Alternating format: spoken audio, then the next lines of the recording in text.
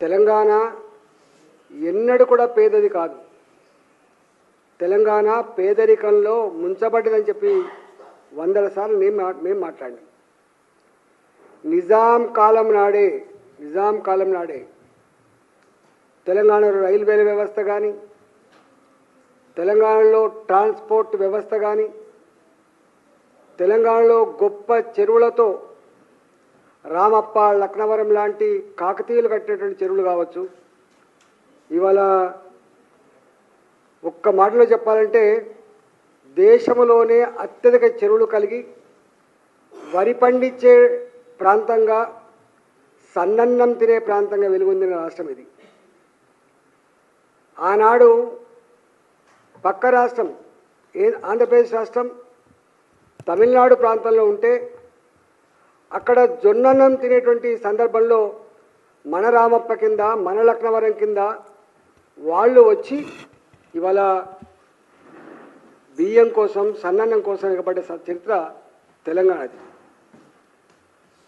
ఉమ్మడి ఆంధ్రప్రదేశ్ రాష్ట్రంలో 69 ఉద్యమం వచ్చింది.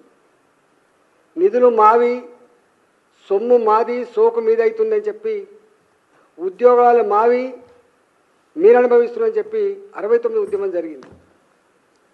ఆనాడు 6 పాయింట్ ఫార్ములా వచ్చింది, అదొక సబ్జెక్టు. తెలంగాణ ఉద్యమం కొనసాగుతున్నప్పుడు అనేక సందర్భాల్లో ఇవాళ తెలంగాణ స్వయంగా అభివృద్ధి చెందిన ప్రాంతం ఇది.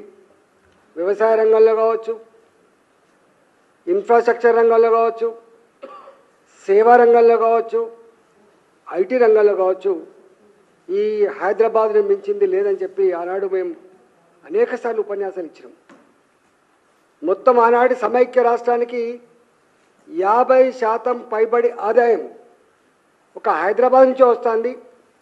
23 జిల్లాలను సాధేటువంటి ప్రాంతం హైదరాబాద్ అని చెప్పి ఆనాడు మేము అనేక సందర్భాలు చెప్పినాం. కానీ అలాంటి రాష్ట్రాన్ని ఒక వ్యక్తిని దృష్టిలో పెట్టుకొని, ఒక పార్టీని దృష్టిలో పెట్టుకొని ఇవాళ ఇది దివాళా తీసిందని చెప్పి పదే పదే చెప్పడం ద్వారా ఆయన దివాలా కోరుతనమేందో అర్థమైపోయింది.